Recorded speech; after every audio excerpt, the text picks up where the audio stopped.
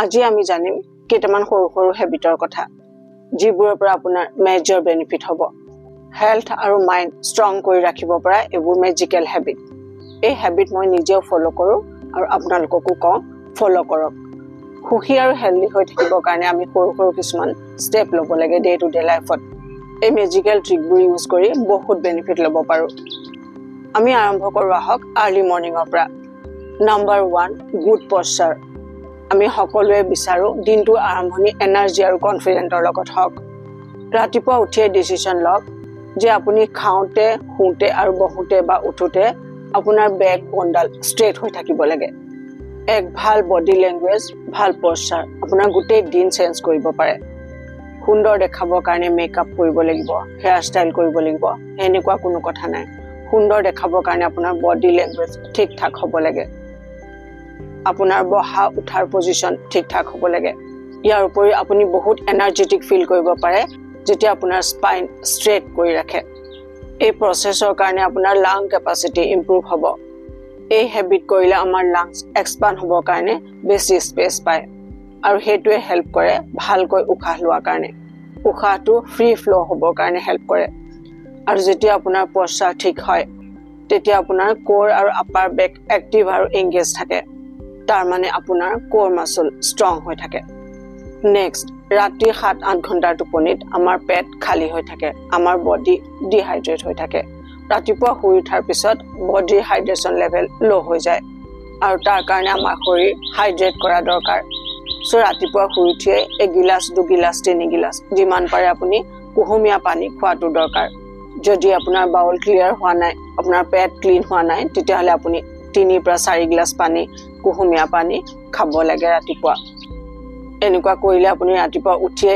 Energetic feel কৰিব আপোনাৰ metabolism 25% লৈকে বাঢ়ি যাব আৰু আপোনাৰ লিম্ফেটিক চিষ্টেম বেলেঞ্চত থাকিব ইয়াৰ উপৰিও ইনফেকশ্যনৰ লগত ফাইট কৰিবলৈ আৰু ইমিউনিটি বুষ্ট হ'বলৈ শৰীৰটোৰ হেল্প হ'ব পেট চাফা আৰু বেড বেক্টেৰিয়া ফ্লাছ আউট হ'বলৈ হেল্প হয় নেক্সট ৰাতিপুৱা উঠিয়ে যেনেকৈ আমি ফোন বা অন্য গেজেট চাৰ্জত লগাওঁ ঠিক তেনেকৈ ৰাতিপুৱা উঠিয়ে আমাৰ শৰীৰটো চাৰ্জ কৰাটো দৰকাৰ কেনেকৈ শৰীৰটো চাৰ্জ কৰিব এতিয়া শৰীৰটো চাৰ্জ কৰিলে গোটেই দিনটো আপুনি এনাৰ্জিৰ লগত কামবোৰ সুন্দৰকৈ কৰি যাব পাৰিব ৰাতিপুৱা উঠিয়ে ফ্ৰেছ হৈ পানী খাই অলপ এক্সাৰচাইজ কৰি লওক নিজক চাৰ্জ কৰিবৰ কাৰণে মৰ্ণিং ৰুটিনত এক্সাৰচাইজ থাকিলে গোটেই দিনটো আপোনাৰ এনাৰ্জি লেভেল হাই হৈ থাকিব আপোনাৰ প্ৰডাক্টিভিটি আৰু ফ'কাছ ইম্প্ৰুভ হ'ব ৱৰ্কআউটৰ পৰা যি হেপী হৰম'ন ৰিলিজ হয় তাৰ কাৰণে গোটেই দিনটো আপোনাৰ মুড পজিটিভ হৈ থাকিব আৰু ৰাতি ভাল টোপনি অহাত হেল্প হ'ব নেক্সট আপোনাৰ ব্ৰেকফাষ্ট এইটো এটা খুব ইম্পৰ্টেণ্ট মিল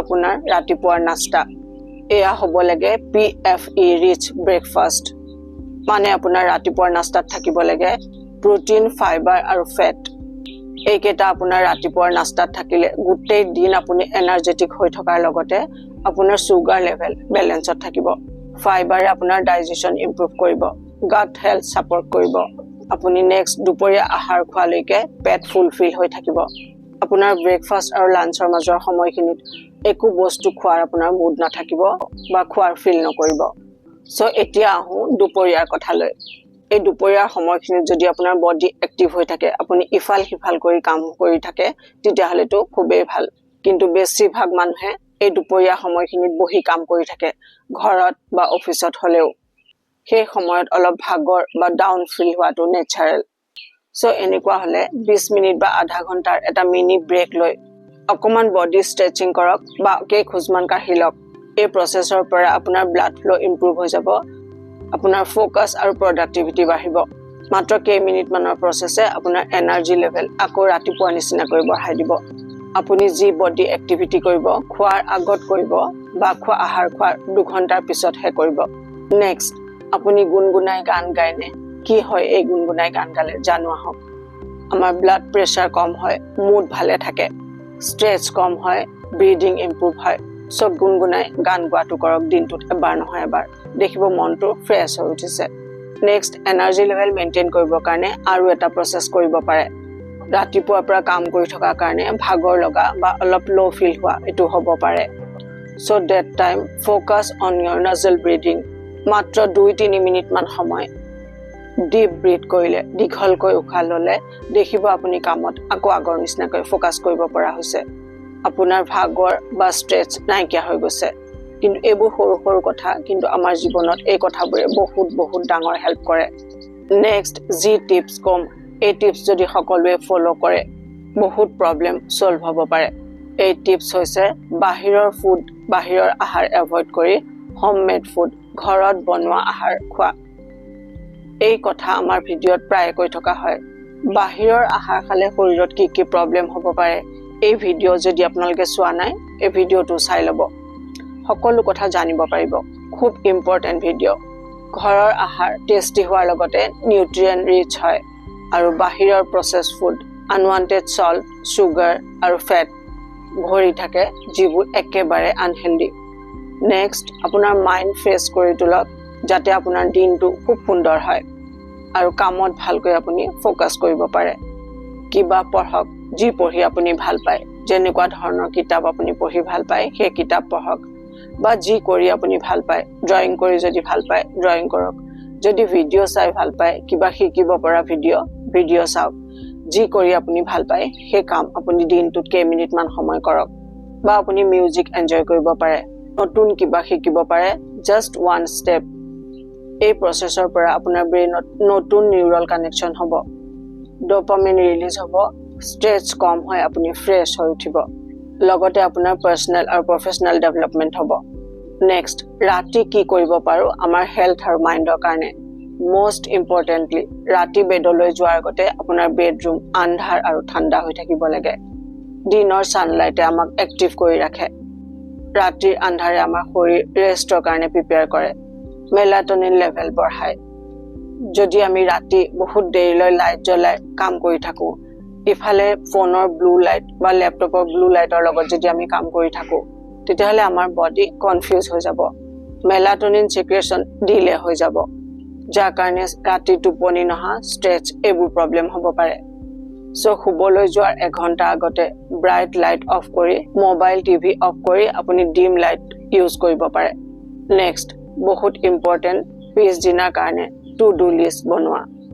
নেক্সট ডে আপুনি কি কাম কৰিব, কোনটোত কাম ফাৰ্ষ্ট প্ৰায়ৰিটি দিব, কোনটো কাম পিছত কৰিব, এখন টু ডু লিষ্ট বনোৱাটো খুবেই বেছি ইম্পৰ্টেণ্ট। আপুনি ক্লিয়াৰ হ'ব পাৰিব যে পিছদিনা আপুনি কি কাম কৰিব, তেতিয়া আপোনাৰ ষ্ট্ৰেছ হ'ব নোৱাৰে।